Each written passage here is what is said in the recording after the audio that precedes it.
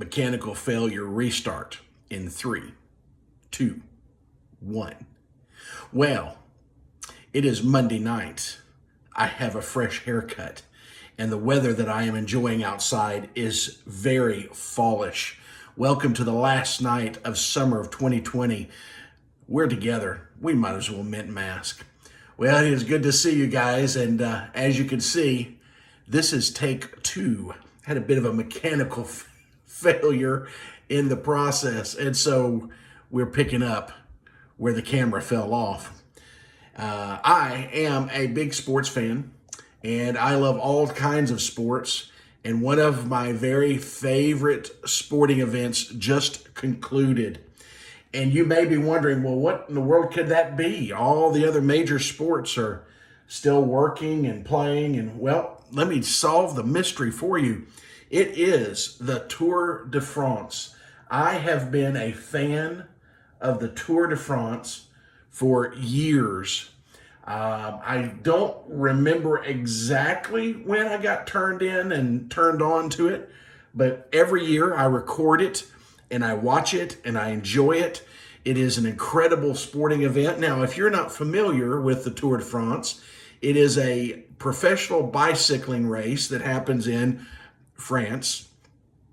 It is a 21-day race that will include 22 teams, a total of 175 professional cyclists, and this year's Tour de France covered 2,165 miles in and around and through the nation of France. Now, the reason I love this is it's a spectacle. The colors, the sights, the sounds, the terrain that they ride is ridiculous at times. The steepness that they ride and in the heat that they ride and the rain they ride, it is incredible to me. This year's Tour de France, these men, if they were fortunate enough to complete the tour, rode over 87 hours on a bicycle. Now, these 175 riders who come to ride in the tour, the majority of them, the vast majority of them, have no hope or are given no hope of actually winning the overall race. Now, they can come in and they'll be a part of a team and they may win an individual stage, the race for the day, but to wear the maillot jaune, the yellow jersey, is exclusively for the rider who has the overall best time. Now, this person can keep it one day, they can keep it several days, but the goal isn't just to wear it one day.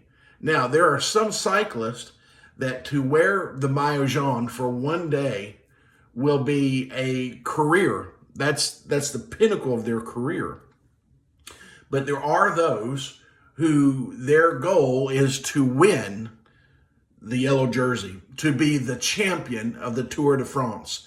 Now, there's also 3 other jerseys that can be won, and for the sake of time and not being too nerdy, I'm not going to tell you about them, but they do factor in to the thoughts of the day.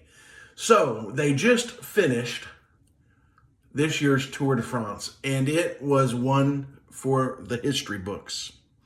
As I said, 175 riders begin the race, and a good number of them will not finish the race.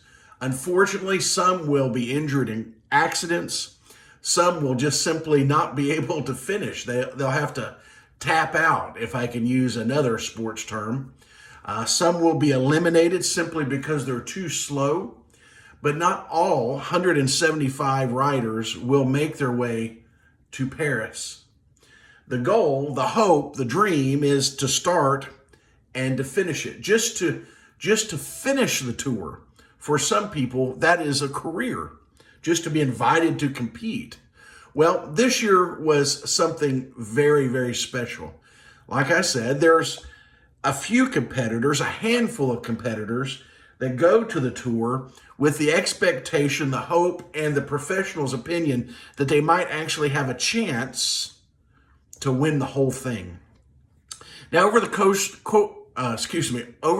of the 21 days, there are many different riders that'll win one stage or two stages. Very normal. But the goal is to be the fastest from the beginning to the end of the 21 days, culminating as they race in Paris, France. This year, a new competitor, a Slovenian, a young man who's 21 years of age when he began the race, had never ridden in the Tour de France, whose goal was simply to finish the tour, to enjoy the experience, and to be a part of racing greatness. Well, as they raced over the 21 days, there were good days and bad days. You see, in the Tour, there's the whole race, the 21 days, but there's the individual race. Every day, in and of itself, has a winner, and it has competitions inside the race. Every day, there's 21 winners. Whoever wins the race of the day, and everyone wants to win. Everyone desires to win. Some compete to win, but fall short. But everyone wants to win a stage of the Tour de France. Every day they get up, they mount up on those bikes, and they take to the road with the hopes of perhaps winning a single stage. They compete every day in the varying and cruel conditions with the end in mind. Yes, they want to win a stage, but ultimately they want to finish the race, and a very handful hope to be the champions of the Tour de France. Well, this 21-year-old, first-timer to the Tour, from a small cycling nation, not really often thought of, Slovenia, competes day after day, mile after mile. And he gets to the last day, the 20th racing day. And he is battered and beaten and bruised and exhausted. And he is over a minute and a half back behind the leader with 1 day left to race. And he takes up this 1 day and he sets out and he races for his life. He knows that if there's any chance, he has to give the run of his life in a time trial. That means he's not riding with the peloton, all the other riders. It's one person against the clock, and they start every 2 minutes.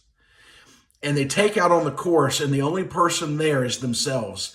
And this particular day, not only was it a race against the clock and a race against themselves, but it was a race that had uphill written all over it.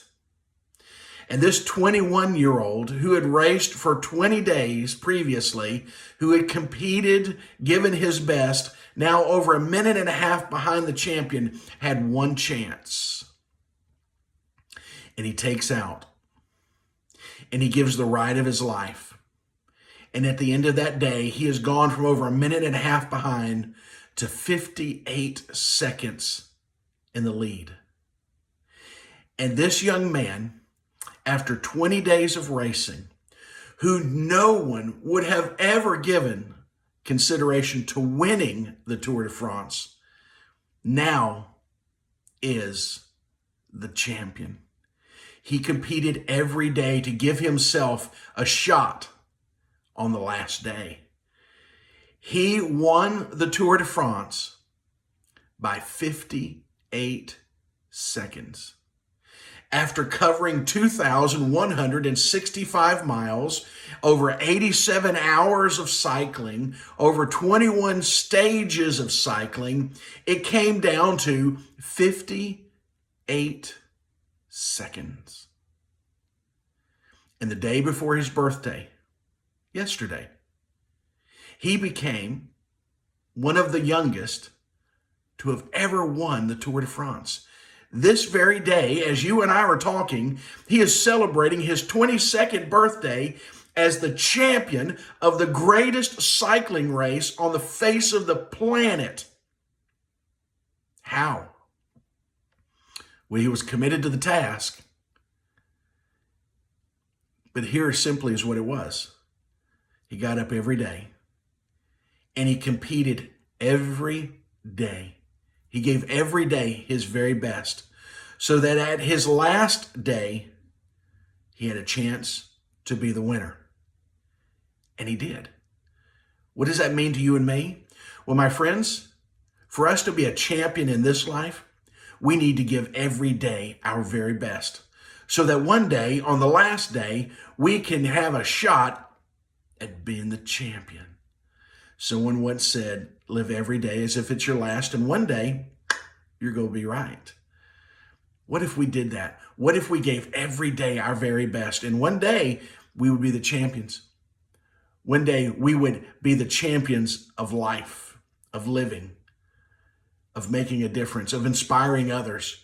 We might be like this 21-year-old boy who reached for the stars and grabbed 2 handfuls.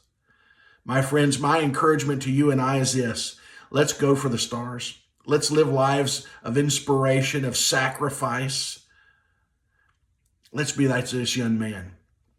Let's leave it all out there every day, always competing for the day with the end day in mind. I hope that you have a wonderful week. I hope that if the Lord allows, he'll bring us back again next week for Mint Mask with a message. As always, let me say a special word of thanks for your most precious gift to me, your time. It is treasured more than you know. And between now and then, let's be part of the solution, not part of the problem, shall we? Have a great week. The Lord bless you and keep you. I'll see you soon.